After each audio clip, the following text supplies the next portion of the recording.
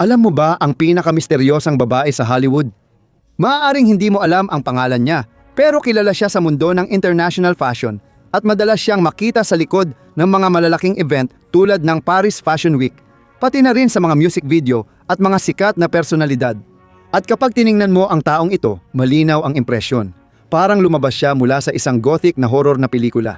Ang tinutukoy ko ay si Michelle Leme. At maghanda ka dahil ang kwento ng babaeng ito ay mas malalim at mas nakakabahala kaysa sa inaakala mo. Si Michelle ay lampas 80 taong gulang. Ang mga dulo ng kanyang mga daliri ay permanenteng itim. Hindi ito kulay ng kuko. Tinatuohan niya ang kanyang mga daliri matapos ang isang paglalakbay sa Afrika. Na-inspire siya ng mga ritual na nakita niya doon. May gintong ngipin siya na may nakabaong diamante. Mukhang dekada ng gamit. At may itim na markang iginuhit sa gitna ng noo niya. Sa pagitan ng mga mata na, ayon sa mga eksperto sa okultismo, ay kumakatawan sa ikatlong mata, isang espiritual na simbolo na ginagamit bilang proteksyon o bilang portal papunta sa ibang dimensyon. Pero ano nga ba talaga ang ginagawa ng babaeng ito? Bakit kaya ang mga sikat tulad ni Madonna, Kanye West, Kim Kardashian, Travis Scott at marami pang ibang kilalang tao ay tila umiikot sa kanya na para bang siya ang kanilang espiritual na tagapayo? Alam kaya niya ang mga madidilim na sikreto para magtagumpay? Ang kwento ni Michelle ay kakaiba mula pa sa simula dahil hindi siya namuhay ng karaniwang buhay. Ipinanganak sa Pransya noong 1944 mula pagkabata ay pinili na niyang ibang landas.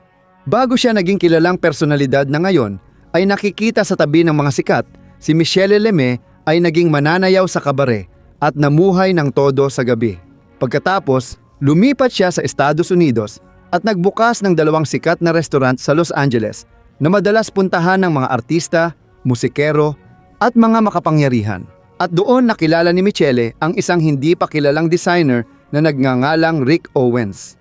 Siya ay 62 taong gulang at siya naman ay 45 taong gulang at ang nangyari pagkatapos noon ay nagbago ng lahat. Nagpakasal sina Michelle at Rick noong 2006 pero mapapansin ng mga malapit sa kanila na may kakaiba talaga sa kanilang dalawa. Palagi silang may kasamang ikatlong tao. Si Tyrone Lidalen, isang modelo na may mahabang blonding buhok, ang design assistant ni Rick A. Pero karamihan sa mga tao ay naniniwalang siya talaga ang totoong nobyo ni Rick. Ibig sabihin, alam ng lahat ang relasyon ng tatlo pero hindi ito hayagang pinag-uusapan at mukhang wala ring pakialam si Michelle. At nang tanungin siya kung nagpakasal ba sila ni Rick para magkaanak, malamig niyang sinagot, "Sinunod ko lang ang aking mga instinct." Habang lumilipas ang panahon, mas sumikat at yumaman sina Rick Owens at Michelle Leme. At habang lumalaki ang pangalan ni Rick, maraming tao ang nagsimulang lumapit sa mag-asawa. Tinawag na siyang Panginoon ng Kadiliman. At si Michelle ang tumulong sa kanya na baguhin ang buong itsura niya. At siya rin ang tumulong sa kanya na buuin ang bilyong-bilyong imperyo na meron siya ngayon sa mundo ng fashion. Dahil sa paglago, may ilang kakaibang sitwasyon na naging kapansin-pansin. Isang viral na video ang ikinagulat ng marami. Nilapitan ng YouTuber si Michelle at pinasabi ang simpleng parirala, "Ang Diyos ay mabuti." Iniwasan niya ang pariralang iyon. Halatang hindi siya komportable at nang iginiit pa ng lalaki, tumanggi na lang talaga siyang magsalita. Sinabi ni Michelle, "Hindi ko alam ano ang Diyos. Naniniwala ako sa DNA. Naniniwala ako na may alaala ang mga genes. Naniniwala ako sa sibilisasyon. Wala akong relihiyon para pangalanan ito." Habang mas maraming natutuklasan ang siyentipiko, lalo akong ipinagmamalaki ang sangkatauhan. Pwedeng maging kamangha-mangha ang mga tao kahit walang tulong ng Diyos. Yan ang paniniwala ko. At dito talaga nagsisimulang maging madilim ang lahat. Sabi nila, si Michelle Leme ay hindi lang isang nauusong babae. Sinasabi nila na isa siyang uri ng espiritual na gabay, isang taong nagbibigay ng proteksyon at direksyon sa mga sikat na tao na bagamat mayaman at tanyag ay may mga kaluluwang hungkag. At may malakas na tsismis sa likod ng Hollywood na si Michelle ay may hawak na sensitibong impormasyon tungkol sa iba't ibang sikat na tao. At alam niya eksakto kung anong tali ang hihilahin para sumikat o lumubog ang isang karera. Maraming natatakot sa babaeng ito kaya siya laging iniimbitahan at hindi tinatanggihan. Si Kanye West, halimbawa, nagkaroon siya ng malapit na ugnayan kay Michelle sa pamamagitan ng kanyang dating asawa. si Kim Kardashian. Marami ang naniniwalang iniwan ni Kanye West ang kanyang kasal dahil sa kanyang paniniwala. Lubos na sangkot si Kim Kardashian sa mga okultong gawain at ang sinasabing mangkukulam ang nasa sentro ng lahat ng ito. Sinubukan ng mga malalapit kay Kanye West na siraan siya, tinatrato siyang baliw, para lang patahimikin ang kanyang mga pagtatangkang ibunyag ang katotohanan. Kasama rin ang mga awit na si Travis Scott. Noong 2021 isang malaking trahedya sa kasaysayan ng musika ang naganap sa Astroworld Festival. 10 tao ang namatay matapos madagana ng karamihan habang nagpe-perform si Travis na parang walang nangyayari. Kaya maraming nagalit at nagtaka. At sinabihan na ng mga security si Travis. Pero nagpatuloy lang siya sa pagkanta. May mga kakaibang larawan mula sa festival, tulad ng pasukang hugis ulo ng higante na dinaraanan ng mga fans na sumisimbolo ng pagpasok sa impyerno. Napansin ng marami na si Mikel Lemy ang nasa gitna ng kwentong ito. Nakuhanan siya ng litrato sa tabi ni Travis Scott at lumabas sa screen habang tumutugtog ang konsyerto ang linyang "See you on the other side" o "Magkikita tayo sa kabila". Ibig sabihin, maraming tao talaga ang naniniwala na hindi iyon isang aksidente, kundi isang ritual, isang sakripisyo. At bukod pa sa kontrobersya ng konsyerto, mayroong isang photoshoot na naging viral na nagpapakita kay Michelle Leme kasama si Travis Scott. Ang mga larawan ay kinunan sa isang studio na espesyal na dinisenyo ni Michelle para dito. Sa isa sa mga larawan, makikita si Travis na nakahiga sa sahig sa isang kakaibang posisyon, halos parang walang buhay. Marami ang nagkomento, mukha siyang patay, parang sinipsip ang kaluluwa niya. Ritual daw iyon. Tandaan, posibleng may mas maraming larawang hindi nakita. Balik tayo kay Michelle. Ang itim na marka sa noo niya ay hindi lang palamuti. Sa espiritual na mundo, ang simbolong ito ay tinuturing na selyo, marka ng proteksyon, o sa ilang tradisyon, pananggalang sa ikatlong mata. May iba ring nagsasabing isa itong portal. Madalas ding makita si Michelle na kasama si Marina Abramovich, isang sikat na artista hindi lang dahil sa kanyang mga performance, kundi pati na rin sa mga kontrobersya na may kinalaman sa proyekto na tinatawag na spirit cooking, na madalas inuugnay sa mga simbolo at gawaing itinuturing na okultismo. Isa itong aklat ng mga resipe na gawa sa dugo ng baboy na naglalaman ng maraming payo kung paano magsagawa ng mga ritual. Makiaves, tingnan nyo ito mga kapatid. Ngayon pag-uusapan natin ang Brazil.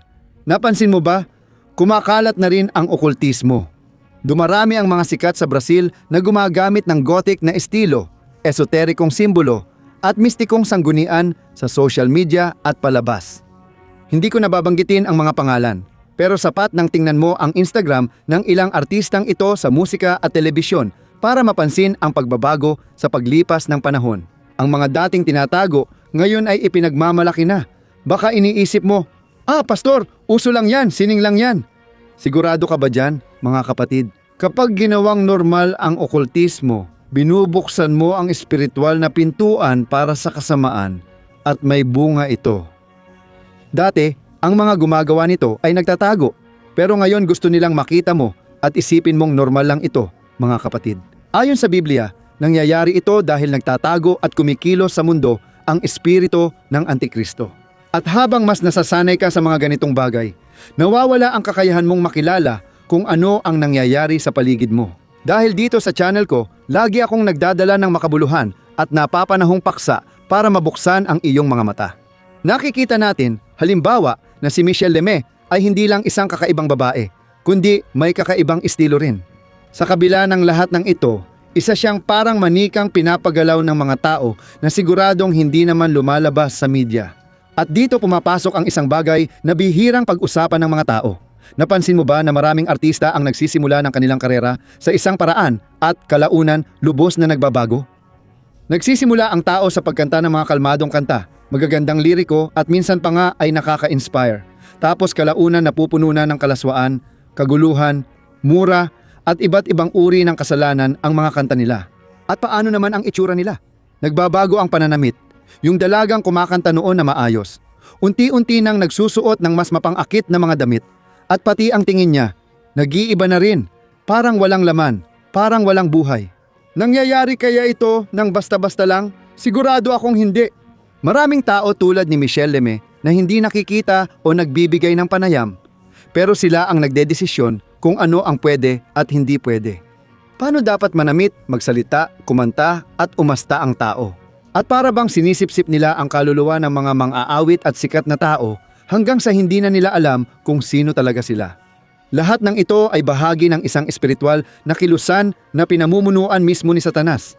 At gaya ng alam mo, bawat isa sa atin ay tinutokso ng sarili nating pagnanasa.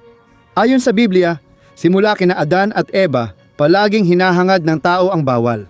Tinukso ni Satanas na ahas si Eva. Sinabing maaari siyang maging tulad ng Diyos at malaman ang mabuti at masama. At mapapansin natin na mula pagkabata, interesado na ang mga tao sa mga bagay na lihim, sa mga bagay na nakatago. Mapapansin mong interesado ang mga bata. Kahit sa pelikulang okultismo gaya ng Harry Potter, alam kong parang biro, pero mas malalim ito kaysa akala natin. Tayo bilang magulang at tagapangalaga ay may tungkuling gumabay, magturo at magprotekta dahil hindi lahat ng nakakaaliw ay nakakabuti. Kapag tiningnan natin ang mga sikat na artista, pati sa Brazil, mapapansin natin ang isang pattern na pumapasok sa eksena. Nawawala na sa tao ang limitasyon at binalaan tayo ng Biblia na ang pagmamahal sa pera ang ugat ng lahat ng kasamaan. Kaya mag-ingat ka sa mga artistang hinahangaan mo. Kahit sa gitna ng mga Kristiyano, sa kasamaang palad, maraming tao ang nawawalan ng pananampalataya. Tinalikuran nila ang buhay kasama ang Diyos dahil sa pagnanais maging sikat at mayaman. Bilang pastor, tungkulin kong magbigay babala, hindi manakot. Ayon sa Biblia, napapahamak ang tao dahil sa kakulangan ng kaalaman at kapag hindi nagbabantay, naaapektuhan tayo ng di namamalayan. Habang lumilipas ang panahon, nawawalan ka ng gana magdasal, magbasa ng Biblia at bumabalik ka sa mga kasalanang dati mo nang napagtagumpayan. Kaya, mga kapatid, magkaroon tayo ng tamang pag-unawa. Napaka-urgent nito at umaasa ako na gagawa ka ng matatalinong desisyon simula ngayon at palagi kang humiling sa Diyos na buksan ang iyong mga espiritual na mata. Amen. Ako si Pastor Antonio Jr. Kung nagustuhan mo ang video, i-like, mag-subscribe at i-activate ang notification bell. Araw-araw kitang ipinagdadasal, umaga't gabi. Ngayon, mag-iiwan ako ng 2 video para pumili ka. Hinihintay kita sa susunod na video. Malaking yakap.